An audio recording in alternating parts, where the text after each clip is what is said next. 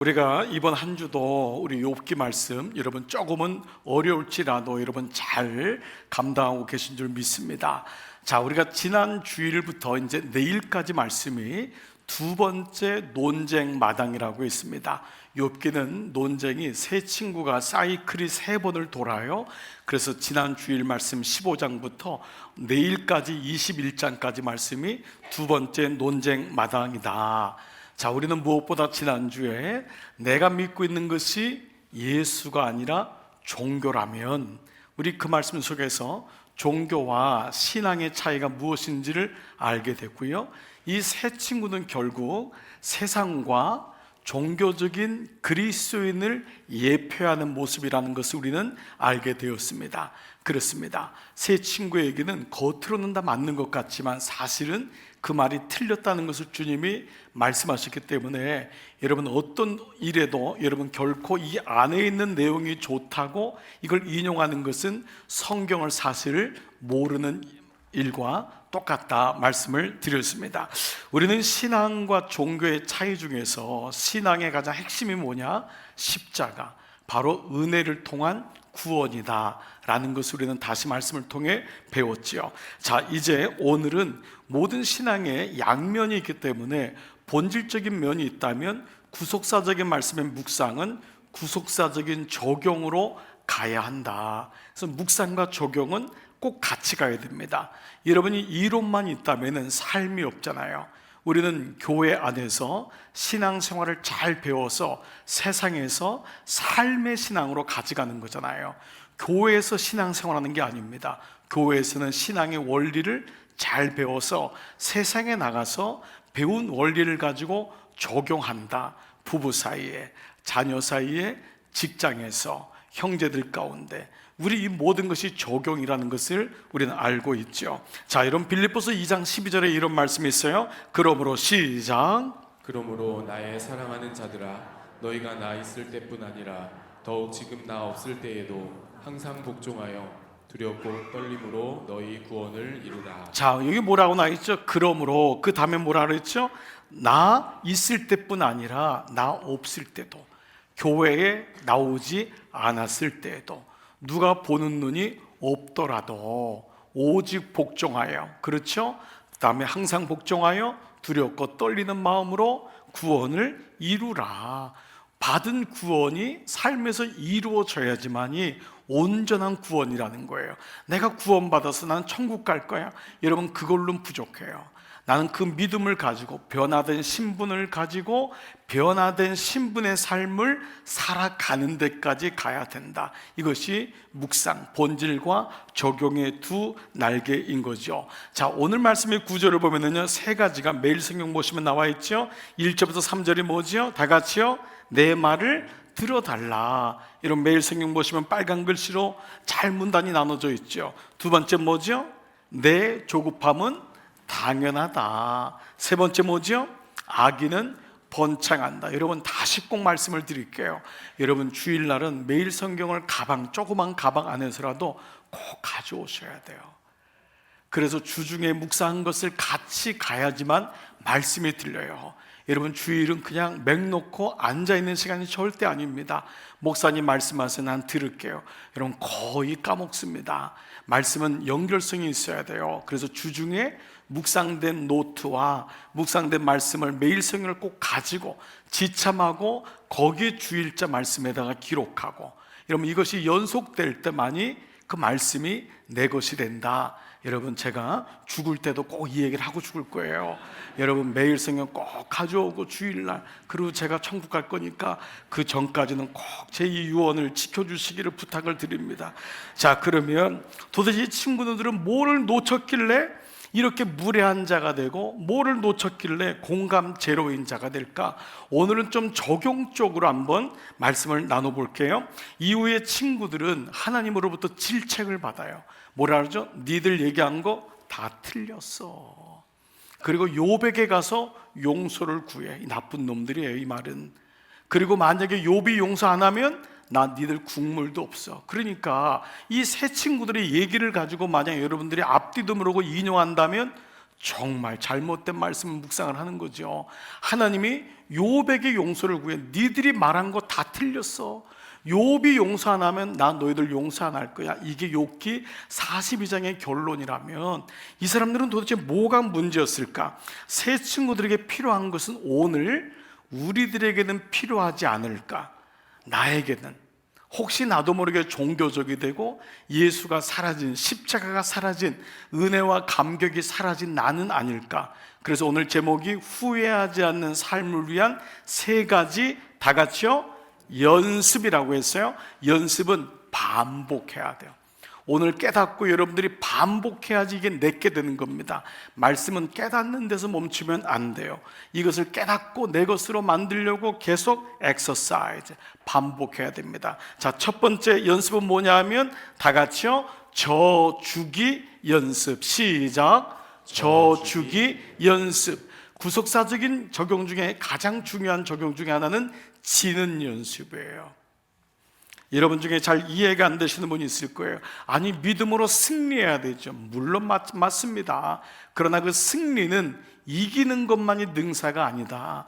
저 주는 것의 본질을 알아야 된다는 거예요. 사회학 용어이자 심리학 용어인데 인지행동 과학자들이 쓰는 말 중에 지지 못하는 괴물이란 말이 있어요.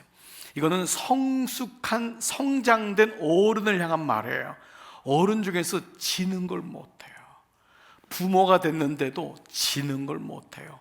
결혼했는데도 지지를 못해요. 이거를 죄송한 표현으로 몬스터, 괴물이라는 표현을 썼어요. 지지 못하는 괴물 때문에 오늘날 후진국일수록 정치하는 사람이 지지를 못하면은 그 나라의 정치는 삼류가 된대요. 집에서도 져주는 사람이 없으면 그 집이 은혜가 없다는 거예요. 근데 요즘 여기서 나온 단어가요, 여러분 들어보셨을 거예요. 바로 괴물 부모, 부모 괴물이란 단어가 나왔어요. 물론 이 말은 일본에서부터 나온 말이지만 이 단어는요, 세상에 하나뿐인 내 아이에 대한 과도한 집착과 기대의 역작용이에요. 내 아이가 섭섭한 일을 당하면 학교로 쫓아가는 거예요. 그래서 선생님 멱살을 붙잡거나 심지어 선생님 뺨을 때리는 부모들이 생기는 거예요. 소리를 지르고, 그 선생님이 뭘 잘못했어요? 가정교육이 문제잖아요. 그거를 가지고 애 얼굴에 스크래치 한 번 나면 쫓아가서 내가 검사인데, 내가 변호사인데, 그러면서 난리를 피우는 부모들이 뭐냐 하면 괴물 부모라는 이 사회적인 용어가 생긴 거예요. 자기 자식 귀하지 않은 부모가 어디 있겠어요? 그런데 내 자식을 위해서 선생님이 존재하는 것처럼, 선생님은 마치 시녀처럼, 어린이 거기에 그 일하는 그 처녀들, 그 아가씨들이 나이가 20대고 이제는 아이들을 사랑해서 사는데 거기다 막말을 퍼붓고 그냥 막 쥐잡듯이 잡아버리고 그러는 부모들이 의외로 많다는 거예요. 여러분에게 우리 젊은 부모님들이 이부 때도 많기 때문에 여러분 그러지 아니리라 믿지만은 괴물 부모가 되면 안 됩니다. 이게 사회적인 용어까지 나왔다는 것은 우리도 모르게 과도한 애착과 집착과 기대가 역작용을 일으키기 때문에 내 애 밖에는 나머지가 안 보인다라는 것입니다. 이런 모든 이렇게 된 이유는 뭘까요? 왜 괴물이 되었을까요? 이 세상의 모든 가치관과 화두가 이기는 것에 다 몰입되어 있기 때문입니다. 그 조금만 늦추거나 못 갔거나 늦어지면 루저라고 합니다. 30대가 돼서 결혼을 안 해요. 뭐 집이 없어요, 자동차가 없어요, 직장이 없어요. 뭐라고 하죠? 기다려주질 않아요. 루저라고 합니다. 어느 날 이렇게 돼버린 거예요. 물론 좁은 땅에 인구가 많으니까 사람들은 다 뭔가 머리가 되려고 하지만은 그 인생이 꼭 그렇게 루저일 수도 없고, 공부에 좀 처진다고 그 인생이 루저고, 직장이 변변치 않다고 루저고, 결혼에 늦었다고 루저고, 여러분 이렇지는 않잖아요. 그런데 모든 사회적인 가치가 이기는 사람 쪽으로 가는 거예요. 이기는 자가 승자다. 져주는 게 없는 거예요. 지는 건 인생의 패배다 라는 생각이 드는 거예요. 여러분 혹시 이 사람 아세요? 2012년도 런던 올림픽에서 유도로 동메달을 딴 분이에요. 사실은 금메달을 딸 수 있는 아주 굉장한 실력이 뛰어난 선수인데 바로 준호 선수입니다. 쌍둥이예요. 그런데 이분 둘 다 부모님이 이 유도를 시켰는데, 이 사람이 요즘 이제 예능에도 나오기도 하는 좀 코치인데 젊은 사람에 비해서 아주 성숙한 마음을 가지고 있더라고요. 이분이 쓴 책 제목이 뭐냐면 잘 넘어지는 연습이에요. 부모님이 자기를 왜 유도를 시켰는지 그렇게 자기는 불만이었대요. 모든 건 다 세워지려고 하는데 유도만은 넘어져야 되는 거예요. 유도만은 넘어져야 되는, 너무 힘들었대요. 평생을 넘어지니까 나중에 골이 아픈 거예요. 골이. 여러분 그렇잖아요. 유도라는 거 여러분 남자분들 조금만 해보신 분 아시잖아요.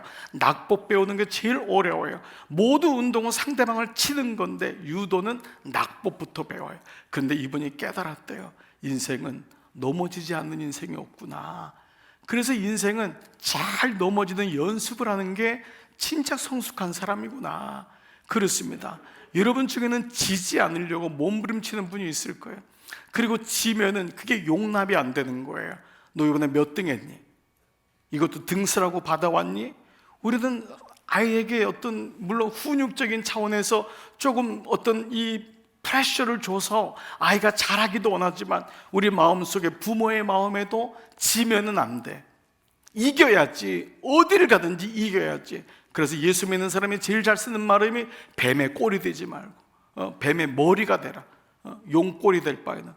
그러다 보니까 오늘 우리는 빛은 좋아하지만 소금은 다 싫어합니다. 그래서 빛과 소금으로 했더니 이 처음에 잡지가 소금과 빛이었어요. 그런데 책이 안 팔리는 거예요. 그래서 빛과 소금으로 했더니 팔리더래요. 이해가 잘 안 가시나 봐요, 여러분. 소금과 빛이라는 거 안 팔려요. 소금이 되라는 게 먼저니까 다 빛이 되고 싶어 하는 거예요. 그런데 이 책에 서평의 의미가 있습니다. 세상이나 가정이나 모든 문제들은 이기지 못한 사람이 아니라 지지 못하는 사람들에 의해 생겨난다. 모든 가정의 문제가 지지 못해서 생겨난대요. 부모가 지지를 못하는 거예요. 자녀도 부모 따라 안 져요. 그리고 부부끼리도 안 지는 거예요. 죽어도 안 지는 거예요. 자존심 싸움이 얼마나 강한지 몰라요. 여기서부터 문제가 일어난대요. 근데 그 다음이요, 질 줄도 모르고 줘본 적도 없는 자들의 남편과 아내로 가정은 늘 전쟁터가 되고 아이들은 전쟁 고아가 된다. 여러분 그 집이 어떻겠어요? 그 집이 어떤 모습이겠어요? 그러니까 아이들이 전쟁 고아로 사는 거예요. 부모는 있지만은 부모들은 전쟁터가 되는 거예요. 그 다음에 보니까요, 지는 영역이 있는 사람에게는 정직함이 있고 여유가 있고 따뜻함이 있다. 자기 삶에 지는 영역이 있어야지 사람은요 따뜻해지고 인정도 있고요 여유도 있대요. 여러분 대부분이 공부를 열심히 한 분들이 많을 거예요. 저도 제가 지난 학창시절을 보니까 공부를 잘할 때는 그 앞에 있는 잘하는 사람들의 또 특징이 있어요. 좋은 점이 많이 있어요. 근데 저는 한번 사춘기 때 공부를 한번 앞쪽에서 한번 해보다가 정말 뒤쪽으로 한번 가본 적이 있어요. 여러분 60명 있는데 한 40등, 50등 이쪽으로 한번 가봤더니요 거기는 또 다른 풋풋함이 있더라고요. 거긴 또 다른 인정이 있어요. 여러분 앞에 있는 애들은요 시험 볼 때 안 보여줍니다. 근데 뒤에 애들은요 다 보여줘요. 어차피 답이 없어. 어차피 답이 없으니까 얘들은요 인정이 얼마나 많은지 몰라요. 시험 시간에 서로 자면은 또 깨워줘요. 여러분 보세요. 앞에 있는 사람은 앞에대로 살았지만 뒤에 있는 사람 보면 뒤에도 시험 끝난 다음에 앞에 있는 사람 하면 점수 매기기 정신 없어요. 뭐가 틀렸는지 막 몇 등 했는지 너 몇 개 틀렸어? 몇 개 틀렸어? 뭐 물어봐요. 뒤에 있는 애들은요 안 물어봐요. 뭐가 틀렸는지를 알 수가 있어야지. 그러니까 걔들 끝나면 놀아요. 가서 떡볶이 먹고. 시험 잘 본 애들은요 시험 봐도 못 놀아요. 매일마다 몇 개 틀렸는지만 몇 등 했는지 이것 때문에 궁금해서. 우리는 가서 막 놀아. 막 무슨 뭐 다음에 뭐가 있는지 뭐 그게 관계없어요.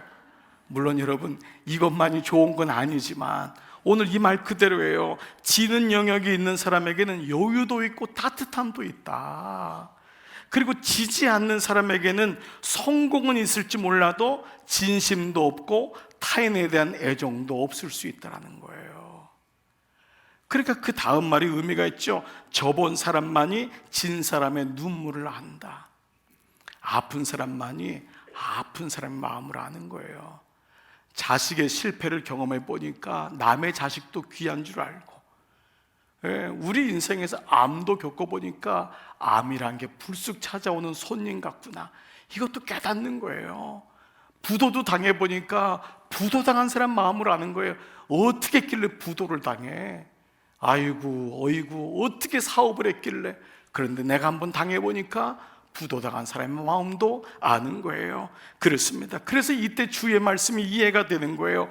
예수님이 우리에게 나를 따라오려면은 뭐가 있어야 된다, 조건을 건 게 아무것도 없는데 이 조건은 걸었어요. 마태복음 16장 24절, 이에 예수께서 제자들에게 이르시되 아무든지 나를 따라오려거든 다 같이요 자기를 부인하고, 두 번째 자기 십자가를 지라는 거예요. 뭐예요? 저주라는 거예요. 질 줄 알아야 된다는 거예요. 자기를 부인하고 자기 십자가, 그 고난의 고통, 그거 그냥 지고 와라. 근데 주님이 그 자를 제자로 삼아 주시겠다는 거예요. 예수님의 비유 중에 여러분이 잘 알고 있는 비유가 탕자의 비유가 있죠. 근데 우리 교회는 이미 알고 있죠. 이것이 탕자의 비유가 아니라는 것을. 이 탕자에는 집을 나간 철없는 둘째 아들이 있죠. 그러나 그 사람만 탕자인가요? 아버지 뒤에 숨어서 겉으로는 성실한 것 같지만 아버지의 재산만은 가지고 싶어하는 비겁한 첫째 아들도 탕자인 거예요. 그러면 이 비유는 탕자들의 비유가 맞잖아요. 근데 왜 우리는 탕자라고 하냐? 잘못 알았고, 탕자들도 아니고 이 비유의 주어는 뭐냐 하면 그 두 아들에게 져 주시는 아버지의 사랑인 거예요. 이게 성경에 흐르는 가장 중요한 주제인 거예요. 아버지가 우리에게 져 주시는 거라고요. 하나님이 여러분의 고집에 져 주시는 거라고요. 여러분이 그렇게 그냥 바득바득 내 인생 살겠다고 하는 것을 져 주시는 거라고요. 그래서 하나님은 때로 여러분을 지게도 하시는 거예요. 정 못 참으시거나 때가 되면은 여러분 지게도 해 주신다고요. 그래서 첫 번째 둘째 아들처럼 고생도 시키게 하고, 첫째 아들처럼 자기의 정체가 드러나게도 하시는 거예요. 욥도 마찬가지입니다. 왜냐하면 욥은 신자의 예표이기 때문에 욥은 져주는 것을 경험하는 거예요. 욥은 이 과정 속에 친구들이 이해를 못하지만 욥 자신도 느끼는 거예요. 욥은 부족한 사람이 없었어요. 그러니까 아픈 사람을 잘 모르는 거예요. 그는 부자였어요. 가난한 사람 모르는 거예요. 근데 신자는 이 땅에서 이걸 경험하면서 세상을 이해하게 되고, 아픈 사람, 연약한 사람, 그 사람을 품는 자가 되는 거죠. 첫 번째 우리가 연습해야 될 것은 져주는 연습이에요. 적용해 보겠습니다. 여러분 최근에 여러분 삶에 져주신 적 있나요? 져주신 적 있으세요? 잘하신 겁니다. 잘 져주셨어요. 여러분 진 게 아닙니다. 이기고도 지는 사람이 있고 졌지만 이기는 사람이 있어요. 이게 바로 영적 아비요 영적 어미인 겁니다. 여러분 연습하시기 바랍니다. 져주는 연습, 그 자가 결국 승리합니다. 두 번째 우리 연습할 게 있어요. 첫 번째 져주는 연습에 이어서 다 같이 한번 읽어볼게요. 시작. 불편하기 연습. 정확하게는 불편을 감수하는 연습이에요. 첫 번째 져주기 연습, 두 번째는 불편하기 연습. 보십시오. 욥은요, 이 세 친구들과 만나는데 욥도 불편하고요, 욥의 세 친구들은 당연히, 욥의 세 친구들 입장에서 보면은 욥이 너무 불편한 거예요. 욥의 생각도 불편하고, 욥의 그 이론도 불편하고, 그냥 또박또박 말하는 욥의 그 말투도 불편하고, 욥의 신앙도 불편한 거예요. 그러니까 이 욥의 세 친구들은 이 욥이 너무 불편해요. 그냥 돌아가면서 얘기를 해도 굴복이 안 되는 거예요. 사실 사람은 본질적으로 불편한 것을 참는 것에 약합니다. 그래서 사람들은요, 자기도 편한 사람을 만나는 게 그거예요. 식당도 아무리 좋아도 불편한 데는 가기가 어려워요. 편한 것을 찾는 게 본능이라고 할 수 있어요. 그런데 인생은요, 분명한 정의가 있잖아요. 인생은 유람선이 아니다. 인생은 여객선이 아니다. 인생은 광야다. 이게 분명하면은 불편한 것은 오히려 이상한 게 아니구나. 불편한 게 당연한 거예요. 우리는 불편한 것을 못 참는다는 건 뭐냐 하면 불편한 걸 이상하게 여기는 거예요. 기이 여기는 거예요. 조금만 불편해도 그냥 탁 털고 나와버려요. 조금만 이 사람을 안 맞아도 탁 뒤돌아서요. 내가 너밖에 친구가 없어? 내가 여기 이 교회밖에 없어? 얼마든지 우리는 불편을 참지 못하는 거예요. 우리가 가정도 마찬가지입니다, 여러분. 가정이라는 게 불편한 거예요. 여러분, 가정이란 속성을 보세요. 가정이 편하다고요? 아니에요. 부부요? 부부는 불편한 겁니다. 그 불편한 두 사람이 만나서 살아가는 거예요. 자식이요? 정말 불편한 존재입니다. 그런데 그 불편함을 통해서 우리는 참는 걸 배우는 거예요. 그 불편함을 통해서 우리의 고집도 꺾여보고 우리의 자아도 꺾여보는 거예요. 여러분이 배우자 아니고서 어떻게 하나님을 찾아요? 여러분이 자식들 때문에 하나님 찾잖아요. 우리의 불편함이 결국은 거기서 멈추는 것이 아니구나. 정의가 분명하면은 우리는 분명히 해결점도 나오는 거예요. 그래서 두렵고 떨림으로 구원을 이루라가, 그 이루라는 단어가 영어로 work out이에요. 이 work out은요, 어떨 때 쓰는 거냐 하면 운동할 때 쓰는 단어가 work out입니다. 그래서 짐에 간다, 체육관 간다 할 때 work out 하러 간다는 거예요. 즉 운동하러 간다. 아니, 구원을 이루는 건데 이것이 운동하러 간다는 게 뭘까요? 구원을 이루기에는 불편한 게 너무 많은 거예요. 그 불편한 것을 견뎌내는 게 구원을 이루어내는 거예요. 여러분 가정에서 불편한 사람 가운데 불편을 이루어내는 거예요. 세상의 가치관이 불편해요. 그 불편한 가운데 워크아웃을 하는 거예요. 그래서 운동 갈 때 근육을 만들어내서 이기는 거죠. 운동이란 것을 정의를 했더니 한 분이 불편한 것을 사수하는 게 운동이다. 운동이 뭐냐 하면 불편하게 하는 거예요. 여러분, 이 근육은요 그냥 놔두면 돼요. 그런데 불편해야지 근육이 만들어져요. 나이가 들수록 여러분이 자꾸 나가셔서 걸으셔야 돼요. 왜냐하면 근육은 자꾸 처지니까. 모든 몸은 본능적으로 편한 걸 원해요. 주저앉는 거예요. 그러니까 뼈도 건강하고 근육도 건강하려면 나가서 걸으셔야 돼요. 걷고 또 때로는 좀 무게가 있는 걸 가지고 들고, 이걸 다 해야지만이 해요. 왜요? 이거 불편하기 때문에. 근데 불편한 것이 결국 나를 살린다라는 거예요. 그래요. 그렇기 때문에 여러분이 짐에다가 돈을 지불하기도 하고, 체육관에, 혹은 그것도 안 되니까 퍼스널 트레이너를 사서 그 시간에 일주일에 2번, 3번을 내가 돈을 줄 테니까 나를 불편하게 해달라. 그게 운동을 하는 사람입니다. 신앙생활도 마찬가지입니다. 신앙생활을 편하게 하려고 하는 분이 있어요. 여러분, 결국은 주저앉습니다. 영적인 소화불량에 걸려요. 영적인 동맥경화에 걸립니다. 영적인 관절염에 걸리는 거예요. 교회는 편하려고 오는 게 아니에요. 교회는 그 자체가 본질적으로 불편한 거예요. 여러분, 예배 드리는 게 얼마나 불편한 거예요. 집에서 여러분 지금도 논닝구 입고 지금 예배 드리는 분이 있잖아요. 지금 거기 잠옷 입고 지금 사과 한쪽 물고 예배드리고 있잖아요. 지금 카톡하면서 예배드리고 있죠. 들켰어. 지금 들켰어요. 편한 걸 좋아하는 거예요. 그걸 예배라고 안 해요. 그건 집에서 그냥 앉아 있는 거예요. 예배는 불편해야 돼요. 여러분들이 다 집에서 그 멀리서, 우리 교회는 1시간 2시간이 기본인 분이 너무 많아요. 여러분 가까이 있어도 오려면 그냥 올 수 없잖아요. 슬리퍼 끌고 올 수 없잖아요. 또 그냥 맨 얼굴로 오면 옆에 사람 충격받잖아요. 분장하고 변장하고, 그것도 안 되면 마스크라도 쓰고, 그렇게 와가지고 준비하는 거예요. 불편해야 돼요. 은혜를 받았다는 건 불편하다는 거예요. 여러분 만약에 예배를 드리면서 목사님 말씀이 내 생각하고 똑같습니다, 이거는 은혜가 아니라 여러분 생각을 강화하는 거예요. 그 말씀은 본질적으로 여러분을 불편하게 해요. 그래서 말씀이 칼인 거예요. 수술인 거예요. 그 말씀 때문에 아파하는 거예요. 처음엔 분노도 일어나죠. 목사가 말이야, 말을 저렇게 해? 내가 편하려고 위로받으려고 왔는데, 위로받으면 오늘은 이 교회 제가 장담합니다, 내년엔 다른 교회 또 가십니다. 그 다음에 또 위로받으러 가세요. 대한민국의 모든 교회를 쫓아다니면서 위로받으려고 해요. 그 시간 속에 여러분은 다 죽어요. 살으려면 불편해야 돼요. 말씀이 내 안에 들어서 불편해져야 돼요. 그리고 그 말씀을 또 묵상하는 거예요.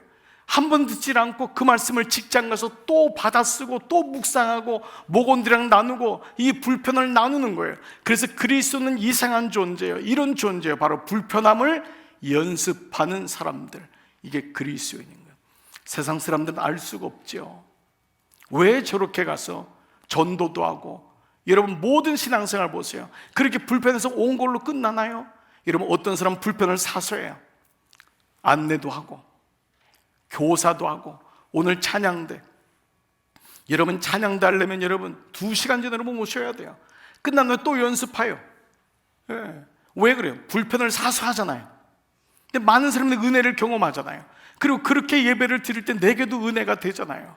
뭐든지 마찬가지예요. 교사들 보세요. 불편을 아주 작정하고 한 사람이에요.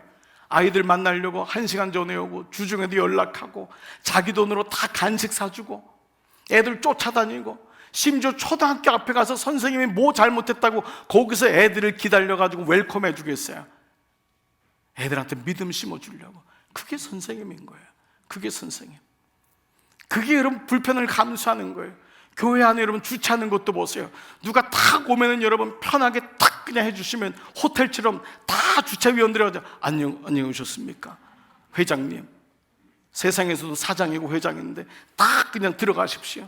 어떤 분은요 일부러 이 바깥에 아파트에다가 하고 걸어오시는 분이 있어요. 불편을 사서 하는 거예요. 그래야지 자기 때문에 한 사람이라도 어려움 없이 예배를 드리겠다는 마음이 있기 때문에. 이게 다른 거예요. 이게 다른 거예요.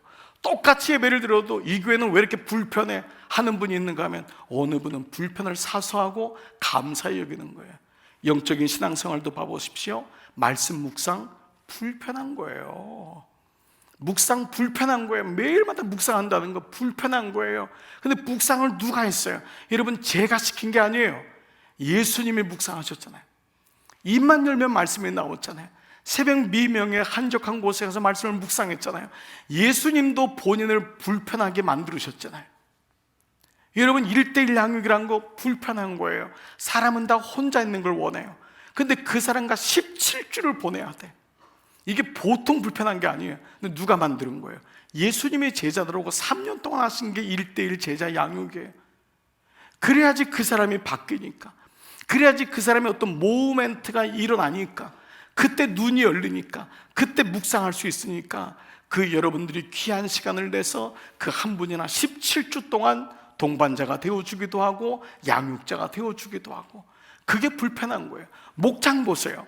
여러분 교회 와서 그냥 가면 되잖아요. 왜 그룹으로 자꾸 목장을 알아요? 그 목장은 불편하지만 목장에서 내 모습이 보이는 거예요.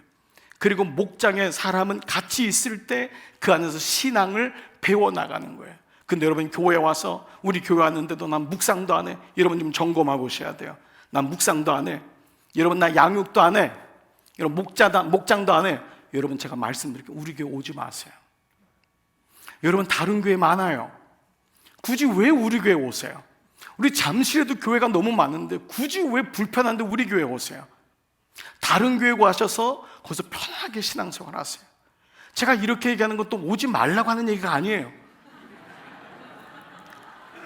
좀 진리를 알아주세요. 이렇게까지 여러분에게 가슴 철렁철렁하게 하는 얘기는 불편을 해야 된다는 거예요. 안 그러면 잡혀 먹혀요. 신앙생활하다 종교생활하다 땡친다니까요. 예수 믿고 집사건사 장로만 받고 끝낸다니까요. 그게 예수 믿는 거 아니잖아요. 천국 가서 누구한테 여러분 후회할 거예요? 그때 그 목사님이 제대로 안 가르쳐줬다고요? 그때 그 교회에서 안 가르쳐줬다고요? 그건 늦었어요. 그렇기 때문에 신앙생활 두 번째는 불편하게 해요. 불편하기를 연습하는 거예요. 여러분 가정도 마찬가지라고 했어요. 여러분 이 시간 적용해 보세요. 여러분은 우리 교회에서 지금 신앙생활하면서 불편함을 감수하고 있으세요? 불편하셔야 돼요. 그리고 여러분 신앙생활에서 불편한 일에 동참하셔야 돼요. 이제 저희 교회도 주차하는 문제가 너무너무 힘들어요. 이제 여러분들에게 좀 연락하고 하면은 좀 기꺼이 차 다른 데다 대고 좀 걸어오세요. 불편함을 이기세요. 왜 자꾸 나한테 전화하냐고 이러지 말고, 여러분에게 전하는 일은 여러분이 불편함을 감수할 만큼 되시기 때문에 목회에서 전화를 드리는 거잖아요. 그러니까 그런 말을 들을 때 그렇구나, 이거 주님의 은혜구나, 불편하라는 거구나, 차 주차하고 걸어오라는 거구나. 여러분, 이런 의미 자꾸 좋게 생각하면은 여기서 시작되는 것입니다. 여러분에게 불편하게 연습이 이루어지기를 축복합니다. 그리고 불편을 잘 감수하면은 그때부터는 이게 놀랍게 여러분을 끌고 갑니다. 마지막 세 번째, 첫 번째가 저주기 연습, 두 번째가 불편하기 연습, 세 번째는 다 같이요, 안아주기 연습입니다. 다 같이 시작. 안아주기 연습. 사람은 본질적으로 안아주는 걸 싫어해요. 요즘 우리나라는 많이 바뀌어서 부부끼리도 아이들끼리도 많이 요즘 안아주시지만 사실 사람들은 이게 어려워요. 안아준다는 것은 불쌍히 여긴다는 것에 겉으로 드러난 표현이에요.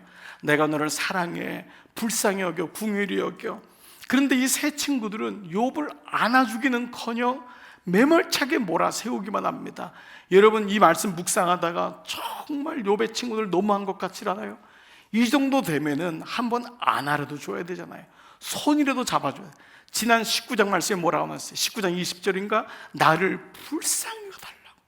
친구들에게 하는 말이 나를 좀 불쌍히 여겨달라고. 하나님이 나를 치셨어. 그런데도 친구들은 여지없이 공격해요. 그러니까 아무리 신앙이 있어도 이 마음속에 안아주는 마음이 없다면, 근데 안아준단 말은 허그란 단어잖아. H-U-G, 허그. 근데 허그란 단어가요, 우리는 안아준다는 단어지만 이 말은 노르웨이 언어에서 나오는데 허가라는 단어예요. 허가는 그 자체가 위로하게 해요. 그러니까 안아준단 말은 그 자체가 원어적으로는 이미 위로한다는 말이 들어가 있어요. 그게 허그가 된 거예요. 그냥 모르는 사람 안아주는 게 아니라 위로해 주는 것이 허그에는 들어가 있다라는 거죠. 놀랍게도요, 사람은요 이성간의 문제만이 아니에요. 부모, 형제든지 남자든지 여자든지 성이 다를지라도 같을지라도 안아주기만 하면은 그때 우리 안에서 옥시토신이라고 하는 호르몬이 생긴대요. 근데 놀라운 게 이 옥시토신은 어머니가 아기를 출산한 다음에 안아줄 때, 아기에게 젖을 물릴 때 나오는 호르몬이 옥시토신이래요. 그 옥시토신이 안아줄 때마다 생기는데, 안아주는 사람을 실험했더니 면역력이 그렇지 않은 사람보다 2배, 4배까지도 상승하는 걸 본 거예요. 왜냐하면 안아줄 때 대뇌에서 명령을 내린대요. 나는 너 편이야, 나는 너를 이해해, 두려워하지 말어 라고 하는 게 그냥 안아주는데도 그 명령을 받기 때문에 받는 사람도 스트레스가 줄어들고 면역이 높아진다는 거예요. 여러분, 요즘은요 우리 부모님들이 아이를 이 앞으로 앉는 게 아주 일반화가 됐잖아요. 이 옛날엔 등에다 했잖아요. 그렇죠? 그래서 한번 이렇게 젖을 먹여도 이렇게 돌렸잖아요. 돌려가지고 그래서 다시 원위치 시키고, 그리고 또 일했잖아요. 옛날엔 일하느라고. 그런데 어느 순간부터면 놀라지 않았어요? 아빠들도 아기를 안잖아요. 이게 언제 생겼냐면요, 1983년도에 남미 콜롬비아에 인큐베이터가 너무 없어가지고 방법이 없는 거예요. 병원에, 산부인과에. 그래서 의사분들이 조치한 게 뭐냐면 엄마들이 안아주는 걸로 조치한 거예요. 아기를 안아주는 거. 인큐베이터에 들어갈 수가 없으니까 안아주는데 놀랍게도 이 아이들이 살아나는 거예요. 이 아이들이 면역력이 높은 거예요. 그때 깨달은 거예요. 엄마랑 사람과 사람의 심장이 가까울수록 면역력이 높아지고 아이의 생존율이 높아진다는 거예요. 메시지가 전달된다는 거예요. 그게 여러분, 미국 사람이요 안아주지 않았습니다. 애기들이요. 미국 사람은요 방차 딱 침대에 눕히고 자기는 자기 방에 딱 들어가요. 얼마나 매정한지 몰라요. 그런데 어느 순간부터인가 아기를 다 안아주는 게 바뀐 거예요. 이걸 캥거루 케어, 정확한 캥거루 마더 케어. 캥거루 엄마가 새끼를 안듯이 그 새끼가 어떻게 하나요? 그 엄마를 가슴으로 안잖아요. 똑같은 모습이 이루어진 거예요. 그런데 이 안아주기 연습할 때는 뭐가 전제되냐면 몸만 안아주면 안 됩니다. 그냥 안아주래 하는 게 아닙니다. 3가지의 고백이 꼭 같이 있어야 됩니다. 이게 우리한테 어려운 거예요. 3가지의 첫 번째가 그랬군요. 그랬군요. 그랬구나. 그랬구나. 2번째는 그럴 수 있어. 그럴 수 있어. 너 그럴 수 있어. 세 번째, 그는 나라도 그랬을 거예요. 나라도 그랬을 거예요. 이 세 가지 언어가 안아주는 것을 고백돼야 됩니다. 그냥 오늘 여러분 집에 가셔서 연습하셔야 돼요.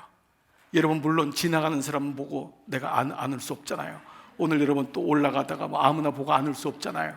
그러니까 이걸 가정에서 연습하고 목장에서 연습하는 거예요. 목장에서 양육자들하고 연습하는 거예요. 양육자들 흩어졌다가 모일 때 안아주는 거예요. 예, 이거 안아주는데 거기 세 가지가 있어야 돼요. 그랬구나, 그럴 수 있어, 나라도 그랬겠어. 이 마음이 있을 때 여기서 우리는 이 연습을 통해서 그 마음을 경험하게 되죠. 오늘 말씀을 적용해 볼게요. 적용은 연습한다고 했어요. 저주는 연습해야 돼요. 불편해지는 걸 감수하는 연습을 하는 거예요. 그리고 안아주는 연습하는 거. 매몰차게 있지 마세요. 미운 사람 떡 한 그릇, 떡 하나 더 준다고 하잖아요. 더 안아주세요. 근데 그 마음속엔 그냥 안지 마시고 그랬구나. 여러분이 부모님을 안아주시면 엄마 그랬구나, 엄마가 그렇게 살았구나, 엄마 그럴 수 있어, 나라도 그랬구나. 원망하지 말고 여러분 아버지를 좀 안아주세요. 아버지 그랬구나, 아버지 그럴 수 있어, 아버지 나라도 그랬을 거야. 여러분 서로 아내와 남편이 안아주세요. 그래, 그랬구나, 그럴 수 있어, 나라도 그랬겠다. 그런데 여기서 사람은 그 마음이 다가오는 거예요. 예수님 사랑을 느끼는 거예요. 이거는 세 친구에게만 필요한 모습이 아니었어요. 욥에게도 이 마음은 필요했어요. 그래서 42장에 가면 하나님이 욥에게 이제는 네 차례다, 네가 세 친구를 위해 기도해라. 욥에게도 있었던 마음이잖아요. 욥에게도 세 친구를 위해 기도해라. 그게 오늘 우리에게도 주어지는 말씀인 거예요. 우리의 인생은 그렇게 길지 않습니다. 그래서 이 연습하는 거예요. 마지막에 우리가 인생을 살 때 좀 더 져줄 걸, 내가 남편한테 좀 더 져줄 걸, 아내한테 좀 더 져줄 걸, 이렇게 꺼려봤자 소용없잖아요. 내가 좀 더 불편에 동참할 걸, 그냥 나 편한 걸로만 생각했네. 세 번째, 안아줄 걸, 조금 더 안아줄 걸. 이 말씀을 드리고 싶어요. 빌립보서 2장 5절, 너희 안에 이 마음을 품으라, 곧 그리스도 예수의 마음이니. 여러분이 너무 잘 아는 사도 바울의 고백이에요. 그런데 여러분, 이 사도 바울이 어떤 인생인지 알았잖아요. 사도 바울은 지기를 죽기보다 싫어하는 인생이었어요. 지는 건 루저야. 그 사람은요, 불편한 인생은 남지를 다 쳐 죽여야 되는 거예요. 그게 사도 바울이잖아요. 다메섹까지 가서 쫓아서 죽이잖아요. 그 사람은 안아주기는커녕 옆에 있는 것도 싫어하는 인생이 사도 바울인데, 그의 인생 속에 뭐라 해요? 너희 안에 이 마음을 품으라, 곧 그리스도 예수의 마음이니. 예수님 때문에 바뀐 거예요. 이것을 가리켜 구속사적 적용이라고 하잖아요. 그 구속사적 묵상이 예수님으로 인해 풀렸다면 예수님 마음이 내 안에 오는 것, 근데 그분이 나를 줘주셨어요. 그분이 나를 위해 모든 불편을 감수해 주셨어요. 그분이 나를 지금도 안아주시는 거예요. 아무도 나를 안아주지 않는데 그분만이 나를 안아주시면서 그랬구나, 그럴 수 있어, 나라도 그랬겠다. 오늘 이 말씀이 우리에게 오는 것입니다. 사랑하는 여러분, 지난 한 주 동안도 여러분 지난 인생도 정말 열심히 사셨어요. 이제 우리 예수가 내 안에 들어왔잖아요. 그래서 우리는 예수님답게, 예수님 쫓아가지 못할지라도 예수님 마음 가지고 가까이 있는 사람부터 우리 교인들끼리도 같이 마음을 열어주는 거예요. 우리 여러분 찬양할 때, 봉헌 끝난 다음에 우리 옆에 있는 사람 축복할 때, 근데 이것도 안 되잖아요. 사실 그만큼 우리가 사실 죄송해요, 병들은 거라고요. 이게 손 한 번 들고 옆에 사람 쳐다보는 게 그렇게 어려운 거예요. 교회에서도 어려운데 세상에 나가면 어떡하겠어요? 그냥 밥 먹고 살려고 하니까 우리가 하지만 그게 스트레스가 되는 거예요. 그래서 이걸 교회에서 연습하는 거라고요. 내 옆에 있는 사람하고 모르지만 축복도 하고, 내 아내하고는 집에서 썰렁했는데 자녀하고도 손 한 번 안 잡아주셨는데 교회에서 한번 안아주고, 이거를 연습하는 게 교회라고요. 그래서 교회에서 신앙생활 연습해서 세상에 나가는 거예요. 우리 세 가지 연습하십시다 여러분. 줘주기, 불편한 거 감수하기, 안아주기. 오늘 이 은혜가 여러분 가운데 잘 박힌 못처럼 새겨지기를 축복합니다. 아멘, 아멘. 이 시간 여러분 노트 성경 닫으시고 다 자리에서 한번 일어나시겠습니다. 우리 이 마음 가지고 오늘 좀 마음을 열고 주님 앞에 나가십시다. 이런 모든 게 은혜잖아요. 정말 이 찬양 고백할 때마다 당연한 것 하나도 없습니다. 그래서 주님, 저도 이제는 이렇게 한번 살아보겠습니다. 연습해 보겠습니다. 이 은혜가 여러분 가운데 있기를 축복합니다. 내가 누려왔던 모든 것들이, 내가 지나왔던 모든 시간이, 내가 걸어왔던 모든 순간이 당연한 것 아니라 은혜였소. 아침 해가 뜨고 저녁의 노을, 봄의 꽃향기와 가을의 열매, 변하는 계절의 모든 순간이 당연한 것 아니라 은혜였소. 모든 것이 은혜,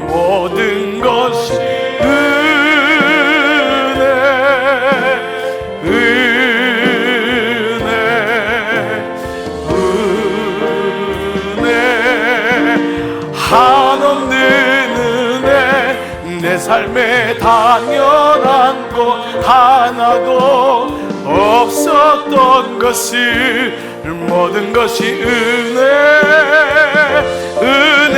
은혜였소. 내가 이 땅에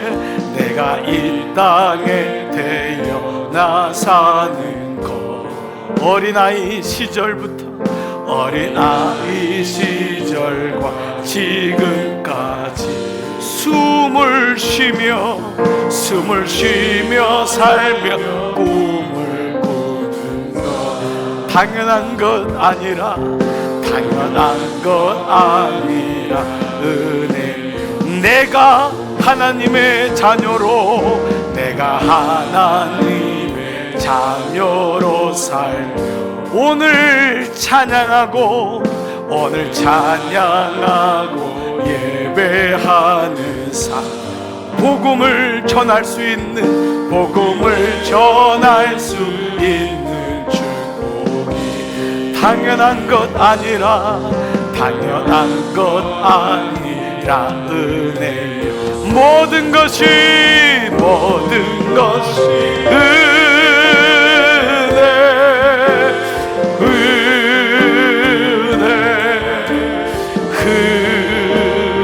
은혜, 한없는 은혜. 내 삶에 당연한 것 하나도 없었던 것을, 모든 것이 은혜, 모든 것이 은혜, 한없는 은혜. 내 삶에 당연한 것 하나도 없었던 것을, 모든 것이 은혜. 오늘 말씀 붙잡고 함께 우리 연습합시다. 기도하며 나가겠습니다. 살아계신 아버지, 내 안에 줘주는 연습이 너무도 없었습니다. 예수님 나 위에 줘주셨건만 아버지, 돌아온 탕자와 두 아들을 위해 쳐주셨건만 아버지, 내 아내 쳐주지 못해 살아갈 때가 너무도 많았습니다. 이기려고만 몸부림치고 늘 스트레스 받고 늘 이것 때문에 힘들고, 하나님 쳐주는 영역이 있으면은 삶이 여유로워지고 그때 사람은 애정이 생기고 그때 사람은 따뜻해집니다. 아버지, 내 안에 쳐주는 마음이 있기를 원하고 기도합니다. 내가 배우자에게 쳐주겠습니다. 내가 사랑하는 부모님에게 쳐드리겠습니다. 내가 아이에게 쳐주겠습니다. 근데 그 집에 놀라운 은혜가 옵니다. 내가 지는데 은혜가 내려옵니다. 내가 지는 것을 선택했는데 하나님이 그 가정에 행복을 줍니다. 자비로우신 아버지, 내가 너무 보채미 심하고 내가 너무 혈기가 있고 내 마음대로 되지 않을 때 우리는 원부모로부터 받은 상처 때문에 너무도 지는 것이 어렵습니다. 아버지, 오늘 우리 안에 예수님의 십자가의 마음, 그 은혜의 마음 주시기를 원하옵고 기도합니다. 자비로우신 아버지, 오늘 우리 안에 불편한 마음을 주세요. 불편히 여기는 그 마음, 불편하기를 연습하는, 불편을 감수하는 마음 주시기를 원하옵고 기도합니다. 배우자는 불편합니다. 자녀도 불편합니다. 세상의 모든 본질적인 것은 불편한데 이 불편을 감수할 때, 이 불편한 걸 알 때 오히려 그것이 은혜가 되고 내 자아가 꺾이고 내 자아가 무너져 하나님을 보게 됩니다. 자비로우신 아버지, 오늘 믿음 생활하면서 불편을 배우게 하시기를 원하옵고 기도합니다. 하나님, 예배드리는 것 불편한 것입니다. 말씀 묵상하는 불편함을 놓치지 않게 하시옵소서. 양육에 불편함이 있습니다. 목장에 불편함이 있습니다. 아버지, 몸된 교회를 통하여 불편에 대한 마음이 우리 안에 있기를 원하옵고 기도합니다. 능히 감수하고 능히 하나님의 이 일을 감당할 수 있는 은혜 주시기를 원합니다. 아버지, 무엇보다 안아주는 연습, 안아주기 연습이 내 안에 필요함을 고백합니다. 아버지, 못 안아줬습니다. 밀어 세웠고 몰아 세웠고 때로 우리는 이론을 다 가지고 얘기할 때가 많았습니다. 그런데 예수님이 나를 안아주셨습니다. 예수님이 나 같은 사람을 안아주셨습니다. 두렵냐? 너무 외롭니? 주님이 나를 안아주시고 주님이 나를 붙잡아 주셨습니다. 그리고 나에게 말씀하십니다. 이제는 네가 가서 안아줘라. 네가 가서 그 딸을 안아줘라. 네가 가서 네 아내를 안아주고 남편을 안아줘라. 하나님, 오늘 우리 안에 안아주기 연습이 있기를 원하고 기도합니다. 궁히 여기는 마음으로 붙잡아 주세요. 도와주세요. 아버지 은혜로 붙잡아 주세요. 이 말씀이 구속사적으로 잘 들리면은 이 말씀이 묵상되고 이 말씀이 적용될 수 있사오니, 주님, 당연한 것 아무것도 없었습니다. 하나님의 은혜였습니다. 이 은혜 가지고 살아가는 모든 종들로 축복하여 주시옵소서. 주님, 주님 감사합니다. 살아계신 아버지, 욥을 통한 구속사적 묵상은 구속사적 적용까지 와서 우리에게 이것을 연습하라고 말씀하십니다. 하나님, 그런데 머리로는 알겠는데 잘 되지 않을 때가 많습니다.